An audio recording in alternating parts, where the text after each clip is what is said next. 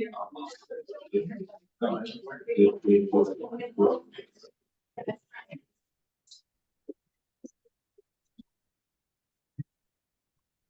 morning, everyone. I want to thank you for coming today to our storm recovery assistance discussion.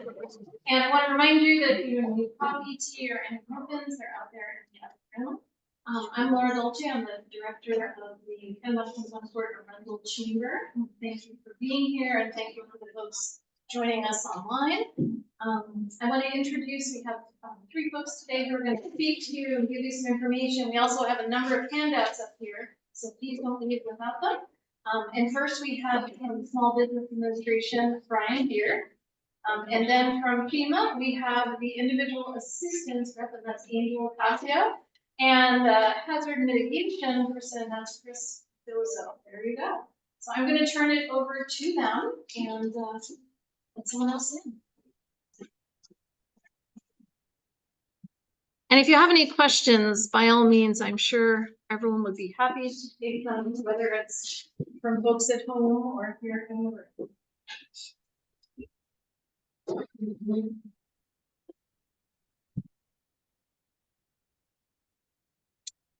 Good morning, everyone. Thank you for being here, and thank you to Laura Dolce and Stephen for helping arrange this event for us. As she said, my name is Brian Beard. I'm a public affairs specialist for the Small Business Administration Office of Disaster Recovery and Resilience. And whenever there's a presidential disaster declaration, the SBA disaster assistance works alongside FEMA to provide low-interest long-term loans to cover any damage that's not covered by insurance or another source. So if anyone had damage to their home, their personal property as a homeowner or renter, to business or a nonprofit, from January 9th to 13th, you can get a loan from the SBA to cover damage not covered by insurance or FEMA or another source. So it's included in all 8 counties, all 8 coastal counties of Maine are included, including New York, Cumberland, etc.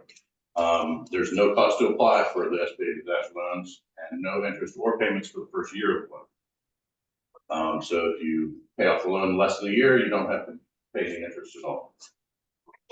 Even if you've already used a credit card or gotten a bank loan, or borrowed money or used your nest egg to make repairs to your primary residence or your business, you can still get a loan to replace that more expensive debt or replace that nest egg. Show pictures of damage, receipts of money that's been spent, inspector can look at the repairs that have been made and go ahead and approve a loan to replace that money you've already spent. Excuse me. I just virtual meeting. If you could straighten up the microphone to speak closer. You know what? It is not plugged in. Oh, so we didn't realize it was going to be that much of an issue. If we move you back here, we can plug you back. Okay. Sorry about that.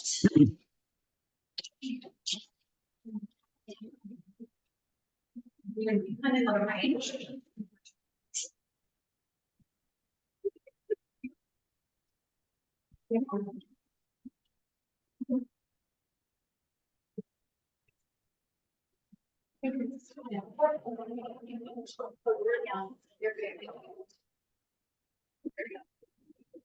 Okay. We're plugged in. So you adjust the things that focus on it. Turn it off. Hmm? Oh, there you go. See that? You just went to the frame. There you go. Okay. Good medium at the end of my cord here. Okay. Okay, so I guess I should start for those that couldn't hear at home. Yeah, my name is Brian Beard. I'm a public affairs specialist for the SBA. We provide low interest, long-term loans to cover damage not covered by insurance or another source. So anyone flooding from damage or wind damage from the storms from January 9th to the 13th can get a low interest, long-term loan from the SBA. And that includes homeowners, renters, businesses of all sizes, and nonprofit organizations. As I mentioned, there's no cost to apply and no payments or interest for the first year of the loan. So if you pay it off in less than a year, you have no interest to pay. And And if you've already made the repairs, you can still get a loan to replace that money that you borrowed to make the repairs or to replace your nest egg, et cetera. Even if you've already made the repairs, you can still go ahead and apply for a loan from us. Okay, so after that first year, when there's no interest or payments, the interest rate for most homeowners and renters is as low as 2.688%. And for most businesses, as low as 4%, and then 3.25% for nonprofits. If you're not sure if you're going to need a loan, you're still waiting on a decision from your insurance company, or still not sure how much it's going to cost to do it, you don't have to wait for that insurance settlement. You can go ahead and apply for the loan. We're not going to cover anything that is covered by insurance, but you can go ahead and apply for the loan, even get your first installment and start making repairs. And then when that insurance money comes in, it can pay off the loan automatically. So we want to make sure that you don't wait for that insurance company and miss the deadline. The deadline is May 20th for both FEMA and SBA. So you want to get yourself in the system and you can decide later. Since there's no cost to apply, if you get offered a loan, you have 2 months to decide whether you want that loan or not, and you can easily decline it at no cost to you. So we encourage people to apply now and decide later. Get yourself in the system, and then you can decide later whether you want that loan or not. The loan terms can be up to 30 years with relatively small payments. So, for example, a loan for a damage to one's primary residence, up to a 30-year term, 2.688 would come out to a little over, like a $24,000 loan would come out to a little over $70 a month. Also, if you have a high insurance deductible, you can use your SBA loan to cover that deductible. Even though most of your damage is covered by insurance, you could get an SBA loan to cover that deductible. And you can also add on to the loan amount 20% of the total estimated damage to use for mitigation to build back stronger, to put on a stronger roof, storm shutters, stronger windows, to put in a sump pump in the basement to raise your furnace and electrical panel several feet higher so it won't be flooded the next time, things like that. So we encourage people to build back stronger, to be more resilient. There's been research done that for every dollar spent on mitigation to prevent future damage will save you $6 in the long run from future storms. Could you write that area just about preventative? Yeah, so regardless of how much of your damage is covered by insurance,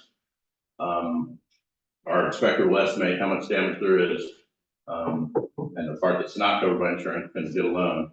So if you do qualify for a loan for damage, you can request to add on to that loan amount, an amount that's equal to 20% of the total estimated damage, to add on to that loan amount to have a little more money to build back better. So if you had $100,000 worth of damage, might be the insurance is covering 90,000 of that 100, and you had a 10,000 deductible. So you get a loan for that 10,000 deductible, but then 20% of the total 100,000 of damage would be 20,000. You could add another 20,000 to that loan amount to build back stronger. Okay, thank you. Okay, for loans up to $25,000, there's no collateral or closing costs. So if you get a loan for $25,000 or less, there's no need to have a lien against your business or home. So based on the amount of estimated damage by our inspector and your ability to repay, you can get up to $500,000 for your home, for your primary residence, up to $100,000 for personal property, contents of the home, that's for homeowner or renter, and then up to $2 million for a business or nonprofit, and that can be a combination of physical damage, mitigation to build back stronger, and also economic injury. So we also have, for small businesses and private nonprofits, we have a economic injury disaster loan that provides working capital to cover your monthly expenses until your business gets back up to speed again. So if you had a drop in sales that affected your ability to make your monthly payments, fix that payments, et cetera, you could get this economic injury loan, working capital loan, to cover your operating costs. And that's possible even if you didn't have any physical damage at all. If you just lost power and had a drop in sales, you could get that working capital loan. Okay.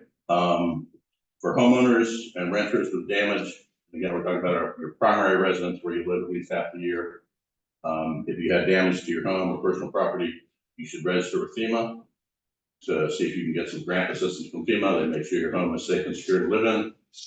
And then whatever damage that's not covered by insurance or FEMA will be eligible for an SBA loan. But once you register with FEMA, they do a quick income test. And if your income is over a certain level, you may get a letter referring you to the SBA for a loan for personal property damage. FEMA would still help make sure your home is safe to live in. But if you get that referral letter, that means that in order to get help for your personal property damage, you need to apply for a loan from the SBA. And it's important to follow up and do that even if you do not want to, because if you apply at no cost for that SBA loan and get denied, then you may be referred back to FEMA for additional assistance for personal property damage, the basic necessities for your personal property. So it's important to follow up if you do get that referral. And if you get denied, you may be referred back to FEMA. If you don't, you get accepted, you have 2 months to decide, and you can easily find that loan at no cost to you. Okay, and now there are several steps in the application process. So we encourage people to keep up with that, whether you're doing it through the online portal or visiting us in one of our disaster recovery centers. But if you get a letter saying you've been denied or saying you've been put into withdrawn status, it might just mean that there's some documentation that we still haven't received from you. So your account was kind of put into suspended status, but important to read any of those letters you get, determine why you might have been denied or put into withdrawn or suspended status, and upload any documents or bring into the center any documents that are asked for before you go in and request for reacceptance or readmission. So don't hesitate to call us at our 800 number, which is 800-659-2955, or you can email us at disastercustomerservice@sba.gov. But we want you to come and visit us, talk to us by phone or in person, find out what obstacles are to turning that red light to a green light and approving your loan.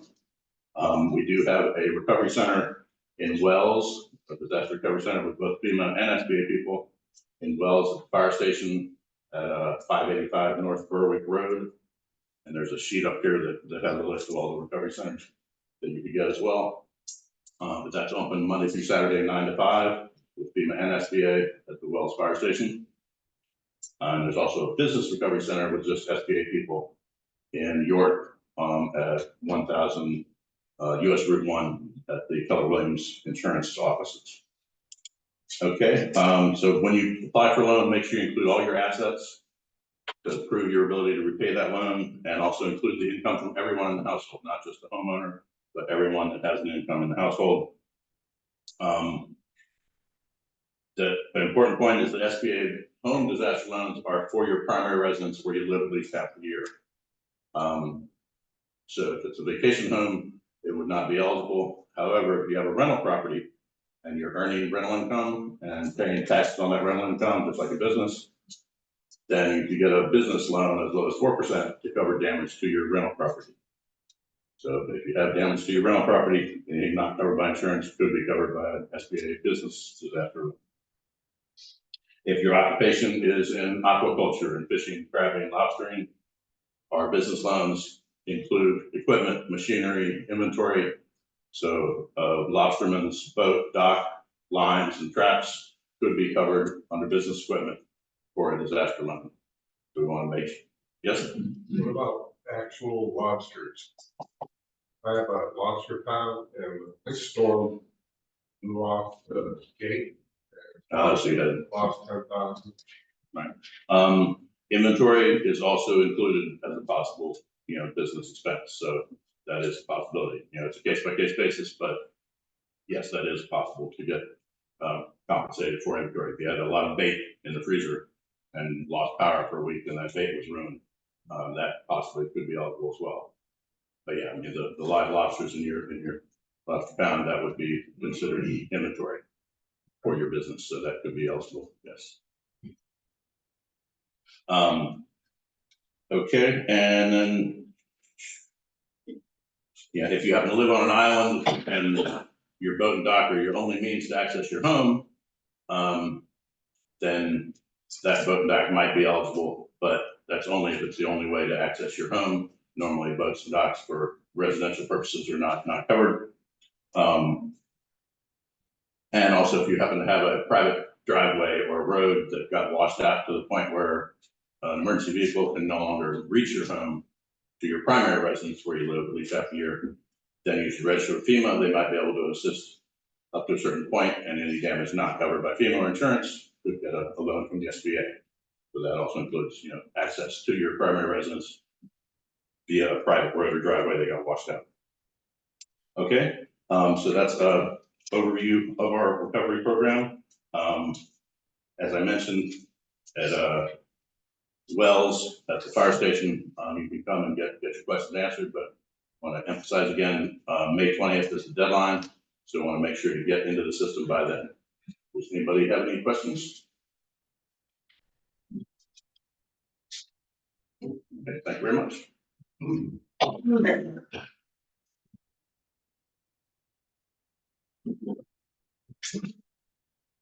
All right. Good morning, everybody. Kind of early this morning to get together and get some information off where everybody's awake at that coffee.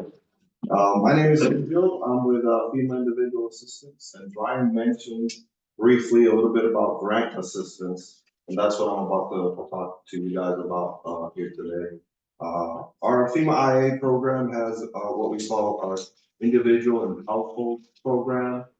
That's the area where we try to provide assistance to individuals that their primary residence was impacted or damaged by the storm. So I'm not sure how many of you here today that have that situation where your primary residence was affected, but maybe there's a family member or a neighbor or some of the people that work in your businesses were affected. So some of this information will be helpful to share with that. With those individuals. One of the main things that I want to cover, first of all, because it's been such a while since the actual storm happened, we tend to forget exactly the dates when it happened and what actually was happening in at that time frame. And that information is really important when you go to register with FEMA. And so the first thing to mention is that the disaster was declared in March 20th. However, the incident happened between January 9th and January 13th. Those days are very important when you register because one of the questions that we're going to ask is, when did your damages occur? And if you don't know when the damages occur or not sure, that could affect your eligibility. So make sure that if anybody does call to register or hasn't registered yet, that you indicate that the damages happened during that time frame. Right now, the registration deadline is, I believe, May 20th will be the registration deadline to get those that information into us. The type of damage that's covered for this event is flooding. So if it's something like fire or if it's wind-related damages, then you're reporting those. There's a chance that those might not be covered as well. So most of the damage that we're covering here is flood related. Now, individual household program is composed of rental assistance. It has financial assistance for this disaster. We cover rental assistance, we cover home repairs, we cover rental assistance or lodging expense reimbursement. Those are the type of things that we may be able to cover in the event that the home is uninhabitable for whatever reason. And that's a key distinction for some of our applicants, right? Some may have had minor damages, maybe something that did not affect the habitability of the residence, and thus for that reason, maybe the damages won't be eligible for assistance. One of the other key things is obviously insurance. I believe Brian also mentioned that. We cannot duplicate any benefits from your insurance. So if your insurance covered those damages, unfortunately, we won't be able to help you as well. Now there is a process, just like Brian mentioned, if there are damages that the insurance did not cover, obviously we might be able to help. You would still have to submit, you would just have to submit your insurance settlement documents so that we can compare that to our inspection report. Typically what will happen is after you register, You provide us all the information as far as type of damage, whether you have insurance, your income, annual income information. And at that time, we'll send out an inspector. Inspector usually comes out between 5 to 7 days after the registration. And he has to have an ID, make sure he has an ID, visible with him, so that you can identify the individual that's coming. We've had a lot of situations where, impersonators may be, showing up to your house, and we want to avoid that. So if you do have a situation like that, call your local authorities or call us, and we'll try and make sure and confirm that that is an actual FEMA inspector. But once he's there, he's gonna look at the whole entirety of the home to see what damages, were occurred by the disaster. A lot of the times, some of the repairs may have already been done, so please make sure that you keep any receipts, pictures, or any type of information that you think would be, appropriate for him to look at, to verify some of those damages. Once the inspection is completed, then the report comes into FEMA. Then at that time, we'll start to look at the information and the process so that we can make a determination on whether or not these damages can be covered by our programs. Again, mainly habitability repairs that are needed are the ones that we're looking at. So outhouses or fences, things of that nature, or carports are not typically covered by our programs, and that where probably other programs might be able to. Now, also we do provide, along with home repairs, we also provide assistance with other needs assistance, which include your personal property, such as appliances or furniture. It also includes transportation. It could be any miscellaneous expenses, such as generators and chainsaws. Now, the key thing into this part, and this is where it gets a little bit tricky, is that some of those items are SBA dependent categories, right? So if you are referred to the SBA and you're trying to get assistance to replace a refrigerator, unfortunately, FEMA would not be able to assist until you go through the SBA process.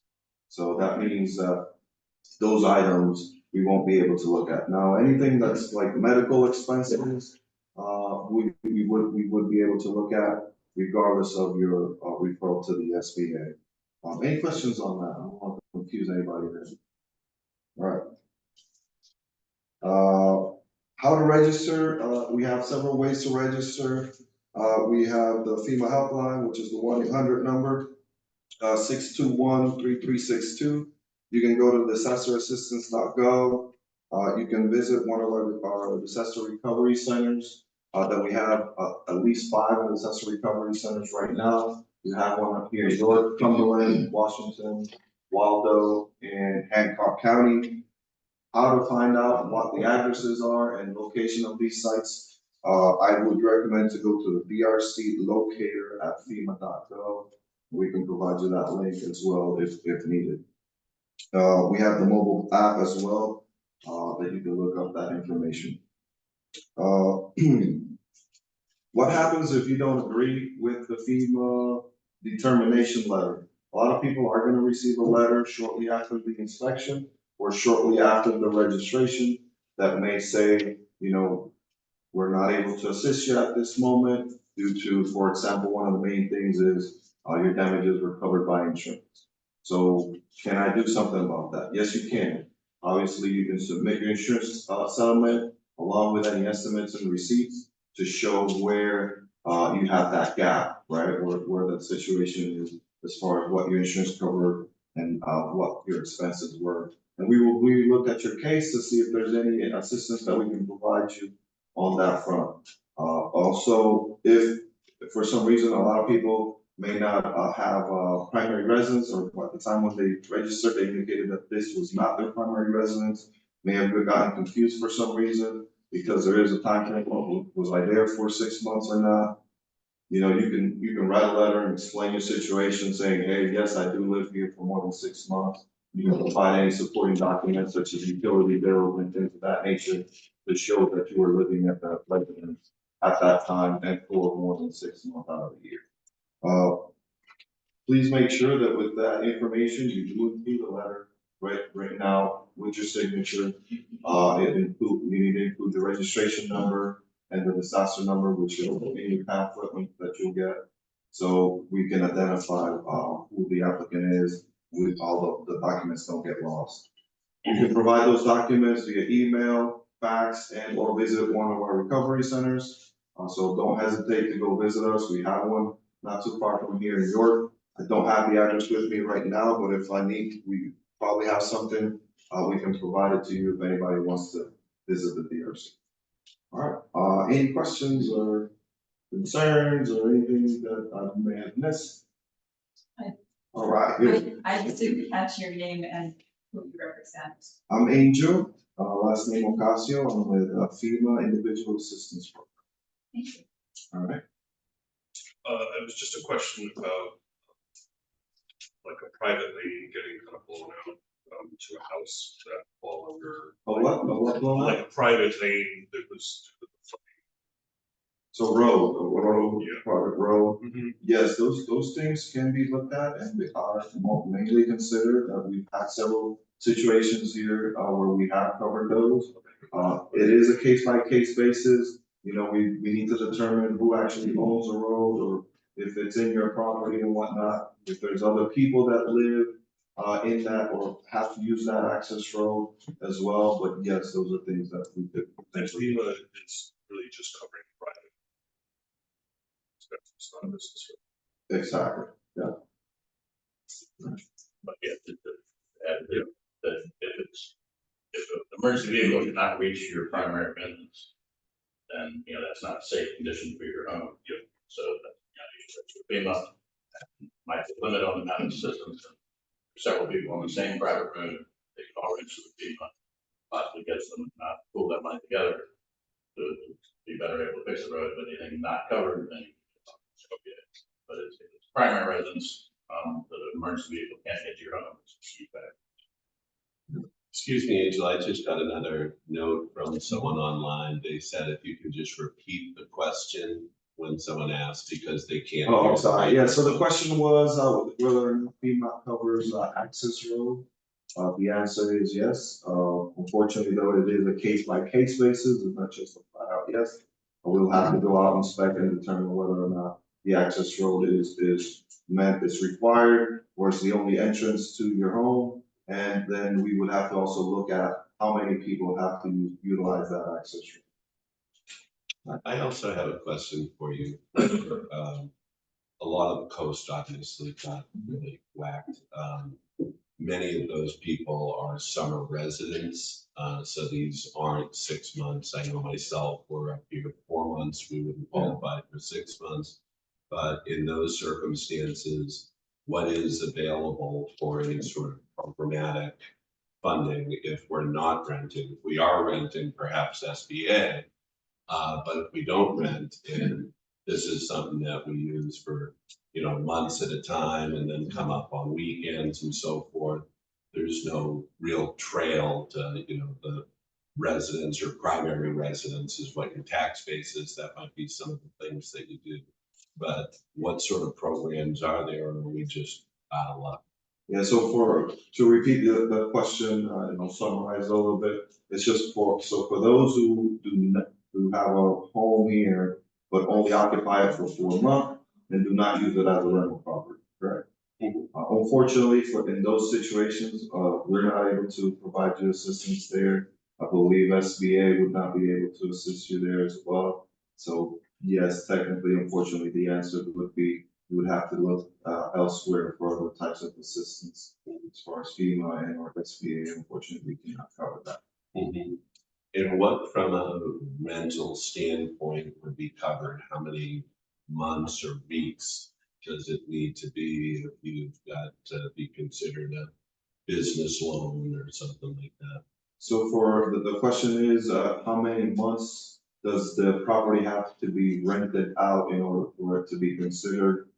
In that event, I'll probably let SBA probably speak to that, since they would be the ones considering that property. Mm-hmm.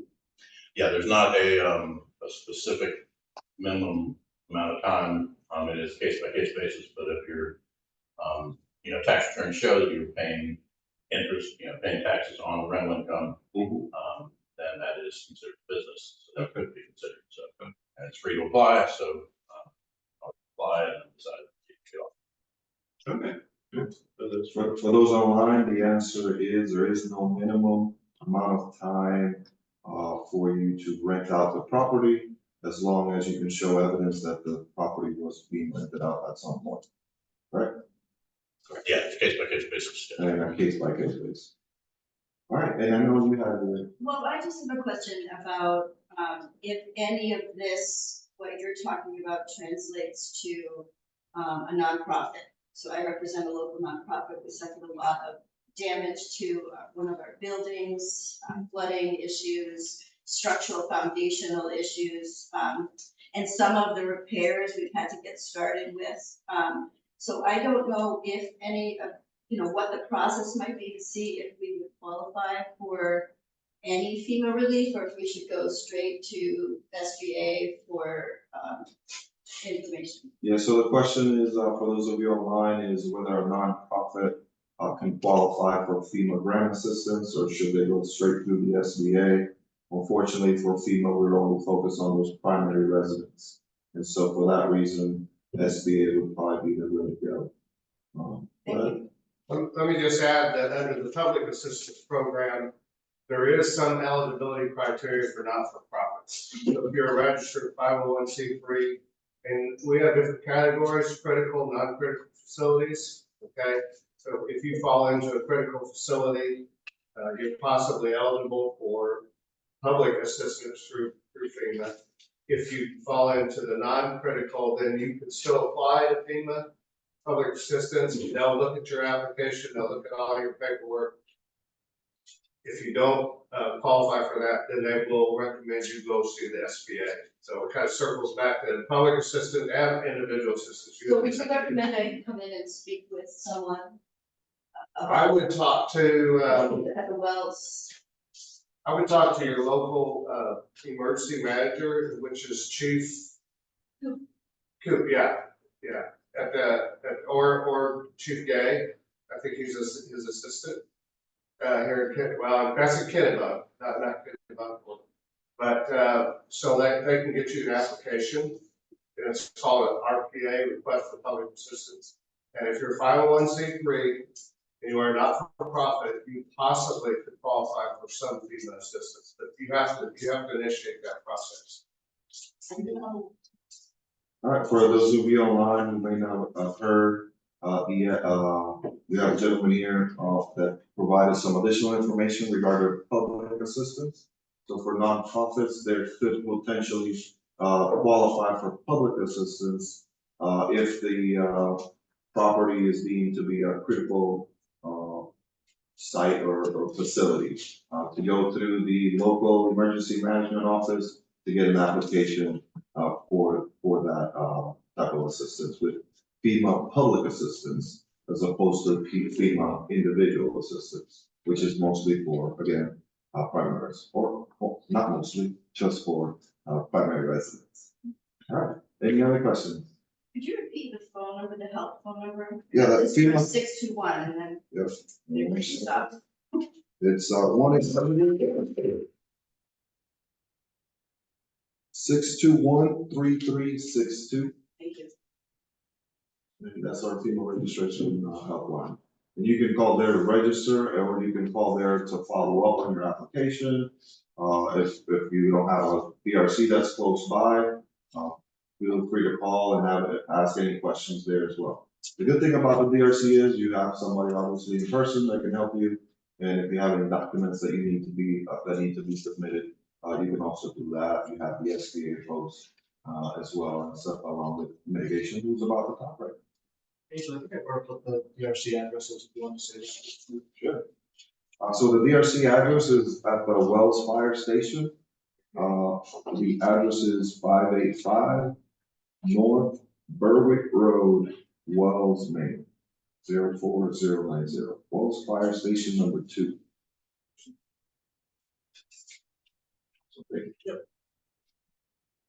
All right, well, again, I hope this information you guys found valuable. I know that some of you probably, your homes weren't affected, but please share it with somebody who you know was affected by this. We do cover renters as well. Probably should have touched up on a little bit on that, but if you're a renter or a homeowner, you can definitely register for FEMA assistance. Obviously, the renters wouldn't qualify for home repairs, but we would provide them assistance for their personal property and rental assistance in the event they have to move out of that property as well.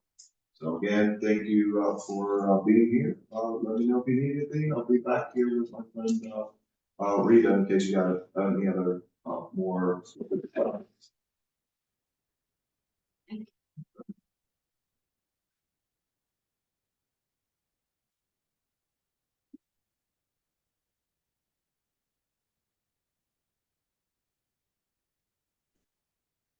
Good morning, everybody, and those online.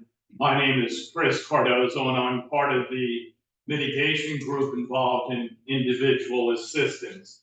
And we've all heard some wonderful things. And what's interesting about FEMA is that we come together as separate groups, but we really meld together. I don't know if you've been in a disaster recovery center yet at all.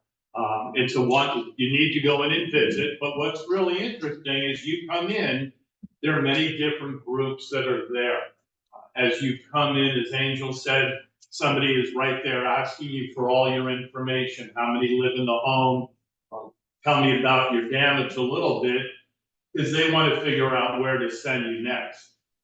And then they say, well, your home was damaged, you need to go over and see the person at hazard mitigation. And you look and you're thinking, well, what is that? What really happens with that? And mitigation really is almost the neighbor that you have when you have a question or a problem that you need some feedback from, you go see that neighbor, and I'm sure everybody has a neighbor like that, right? So we become your neighbor in a way. When I first started with FEMA 7 years ago, I had somebody come up into the DRC, the Disaster Recovery Center, and say, well, what do you do? And I look at the person and I said, well, FEMA's here to help you with your resiliency, to help you look at ways to improve damages to your home. And I went in this litany, and the man next to me said, wait a second. And he looked up at this couple and said, we're really here to understand what your damage is, to give you an idea of how we might be able to help you make it a little bit better. So when the next time the same event happens, you might not have to come see us. And I looked at him, and that was really a wonderful piece where it's a resiliency program. You're coming in, you're registered, you're nervous. Do I have enough documentation with me? And depending upon the event, so we know here it's a lot of flooding. You might have had something float away. You might have lost power. What do we do to make that different so the next time the flood comes in, you're not going to have the same thing happen again? And that's really what we do. We have a list of things that have worked in the past. I talk to people about the hot water tank they have at the side of their house that floated away. And the suggestion is, if you tie that down with tie-down straps, it's not going to float away. It's like the person that you see with a boat on their trailer. Well, we know that's going to float away unless they take a line, tie it off to something. So the boat might float off that trailer, but they're not going to lose the boat. And that's what we do. But we do this in a couple of different ways. We're in this disaster recovery center, and there are lots of people there. SBA is there. There are lots of local organizations there to help also. But what you're going to find is that we also go out and do outreach work at the local flea market, at the hardware store. You might see a group of people sitting there with a FEMA shirt on and a table, and somebody's going to say, did you have damage to your home? And really the best thing that we want to say is no, because if you didn't have damages, that's great. But if you did, we want to give you ideas and suggestions on what to do to make it better. Because if you come up with a plan And FEMA's there, it's either grant money, or they've come and said you need to go to SBA, and in your plan with SBA, you're gonna say, well, we're gonna raise our house because it got flooded out. Well, if you have that plan with SBA, then you can figure that all out, because you've got a contractor that's giving you an amount to raise that house. So we really are the idea people. It's the person sitting, as we all have a cup of coffee, you say, tell me about your damages, because our group can't do anything until we find out from you what's gone. So we say, tell me about your damages. And then you share ideas, and it becomes a conversation back and forth. And it can be as simple as, how do I find a contractor? Or is the guy that shows up in the pickup truck with a magnetic sign and a ladder in the back the best source to use? So that's what mitigation is. It's a thought process. It's a stopping point to say, what if, what can I do to make it a little bit different? So the next time we get the hurricane that comes off, I live in North Carolina. It's not if, but when does the next hurricane hit and what do we do? So that's what mitigation really is. It's a what can we do to help you make it better, stronger, more resilient the next time the event happens. And I don't know if I can answer any questions or thoughts that either online or here in the room for you. This is an odd one for you. Yes. Okay, again, we had the lobster pound, so it's right on the water. Mm-hmm. And a residence for the pound keeper. Okay, the residents came out okay, but we lost 5 feet of shoreline. So now the shoreline is within, say, 10 feet, 8 feet of that little cottage that the pound keeper stays in. Sure enough, the next storm we get, we'll lose another foot. If it's a big storm, like in January, we'll lose another 5 feet. Is there anything that can be done on that aspect? It's really a slow coming threat, it's real, but it's shoreline, it's not structural. So the question is, what do you do to protect shoreline that's getting eaten away from the storms? Is that correct? Yes, it's going to impact a commercial building. I don't have the right answer, but the right answer would be to talk to the town, the local agency, to look at those research studies to see what can be done. It's almost a local answer to figure out if we're losing a beach, how do you add back to that beach? What do you do for the resiliency for that situation? Yeah, and that's a longer conversation with people on the environmental side of what do we do to protect beaches in your area and all along the coast of Maine.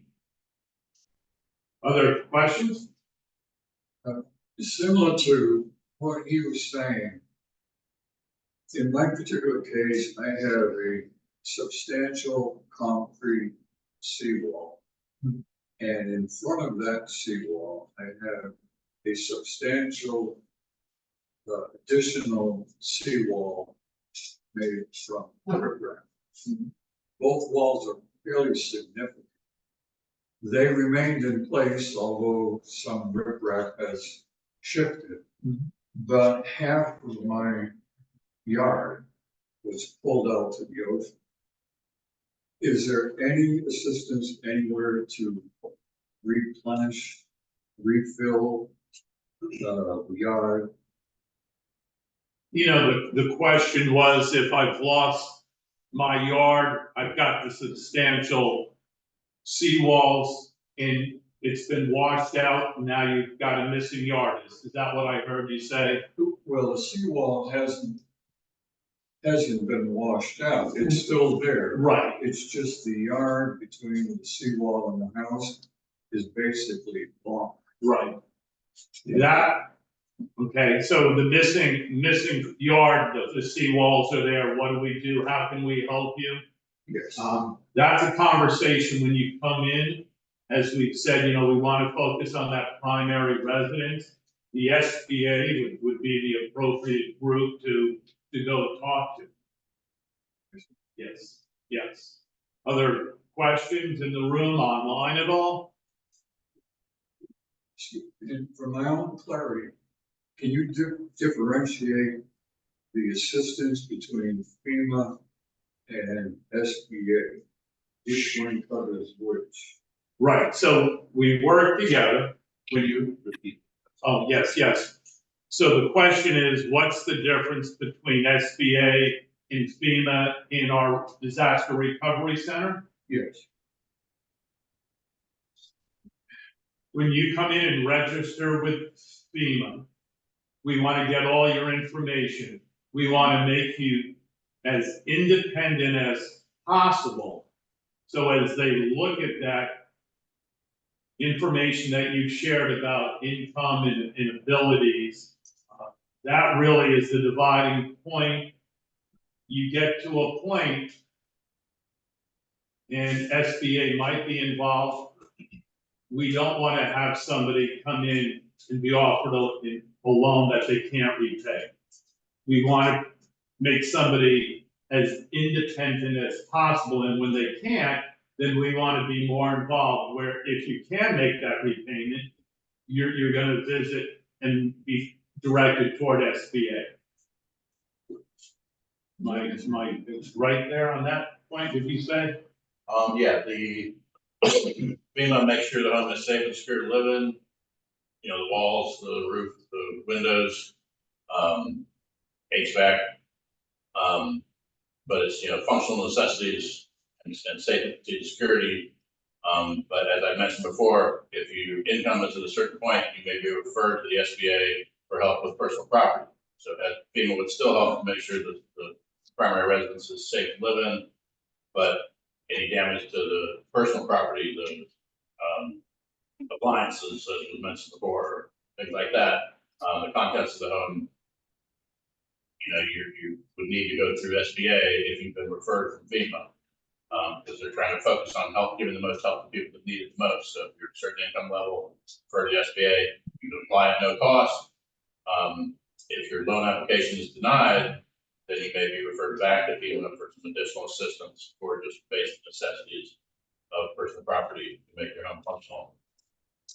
But if you do get that loan offer, you have 2 months to decide whether to accept it or not. You can decline it at no cost to you. So keep your options open. If you get that referral letter to the SBA, go ahead and apply, and then decide later. Apply, not decide later. Thank you. I have a question. Online in the room at all? Hello, I have a question. Yes.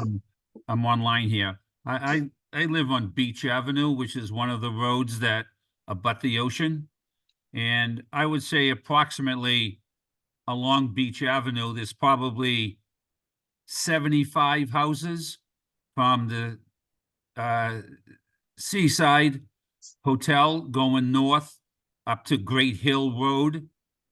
And out of the 70 or 75 houses, there may be 3 people that live there full time. No one lives there full time along the water. They all have other primary homes like me.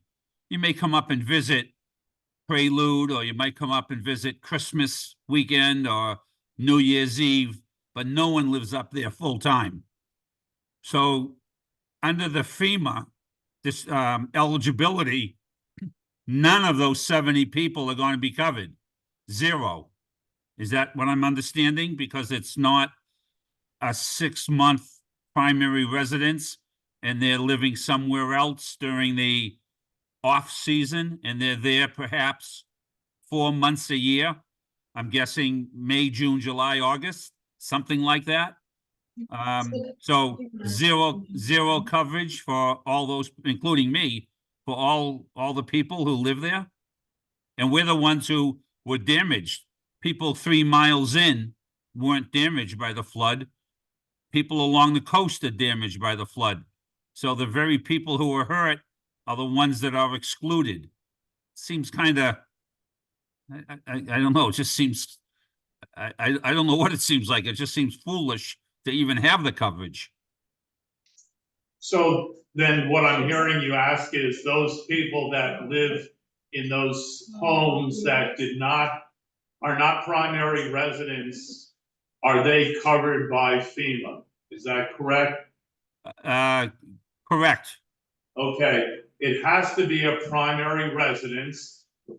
If it was an income investment where there are rentals, then it could be looked at as business property, and then you would have to go to the SBA. If it's a personal property as a secondary home, then you would have to look at your insurance. You would go to your insurance company to look for help and support that way.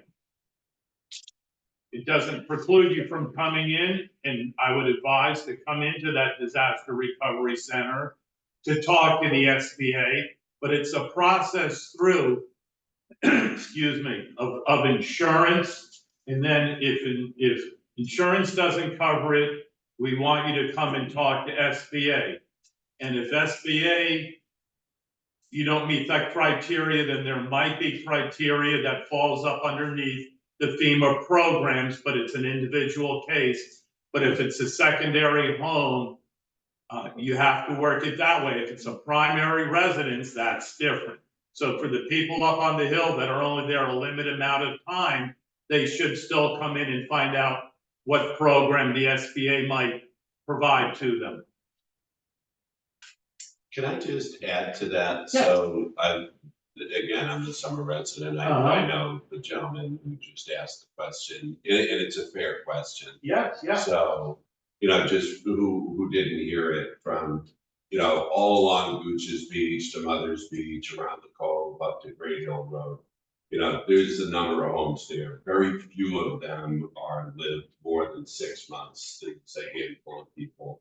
Most of these people, which by the way, pay the very highest tax rate in Kennebunk, are paying these. And from what it sounds like, there's really no funding via FEMA, or unless you rent out those properties, which some people do, some people don't. You don't qualify to even take out a loan through the SBA. And I know probably a lot of people be like, okay, we have oceanfront property and we'll do, but some of these were bought in the 70s, 80s that people really couldn't even, 60, that 50, that couldn't buy it today.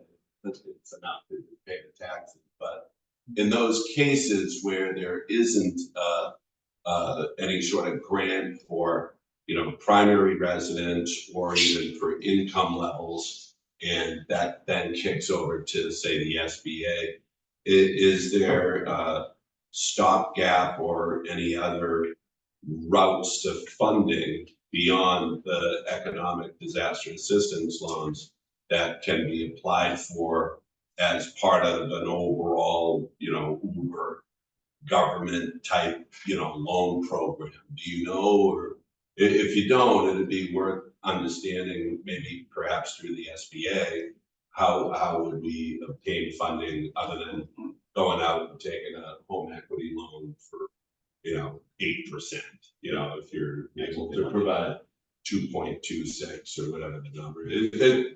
Fair question, so.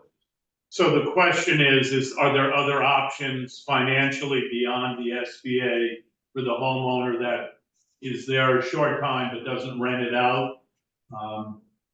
Not really, not to my knowledge. The SBA, if you qualify that way, that low interest rate loan, going to the bank, the other one, as you suggested,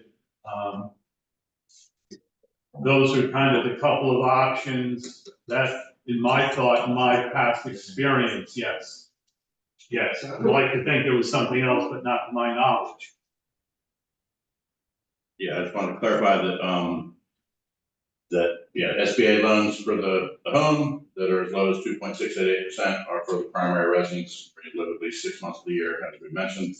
And the system is set up so that between insurance, possible assistance from FEMA, and then a loan from the SBA should be enough to put you back where you were before the storm. But vacation homes that are not rented out do not qualify. So unfortunately, the expectation is that you have enough insurance to cover possible damages to those. If it's a rental property where you're earning income and paying taxes on that rental income, then it might qualify as a business loan at as low as 4%.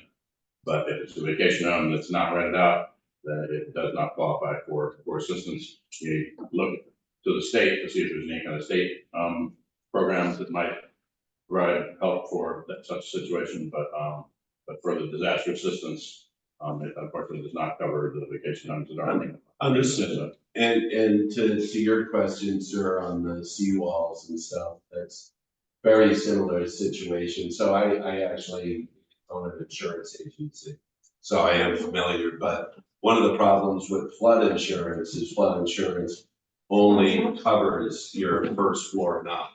If something blew in like it did to us, our windows blew out, basement was filled with ocean water, there's nothing. If it knocked down seawalls or fences or anything other than that, you're eroded, your whole lawn is gone, you're kind of on the luck and you gotta go backfill it and figure out the best way. I guess you'd bring in Chris to figure out what's the most resilient way to rebuild it. But it's gonna be on your own dime or the bank loan. That's all I was trying to figure out, just, but I have a number of people in that situation. So. Yeah, that's a good question. Thank you for bringing that up. Any other questions in the room, online? We're gonna be here to have those conversations.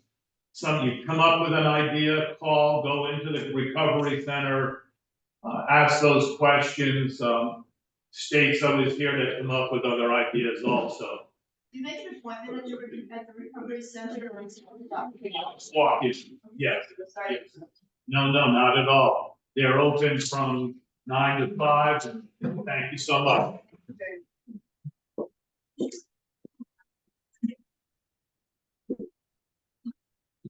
Okay, I just wanted to mention, Kristen, especially when we were talking about your emergency management officer, the York County government site has listed all the towns. Kennebunk-Port is Police Chief Greg Sanford. So if you need your RPA, that's who you go to. But all of the towns with all of their officers are on there, so you can check right on the county website. I have it open on my phone if you're wondering. So I want to thank everyone for being here and thank the people online. Again, Brian and Angel and Chris, super helpful, great information. Thank you to the towns of Kennebunk and Kennebunkport for co-sponsoring this, and to the Nonantum for hosting us. And there's still muffins and coffee. So, but again, as Chris mentioned, there are people, they're going to remain behind. We've got even extra federal folks back there. So if you have any questions at all, I'm sure one of these people can help. So thank you. Thank you for coordinating. Thank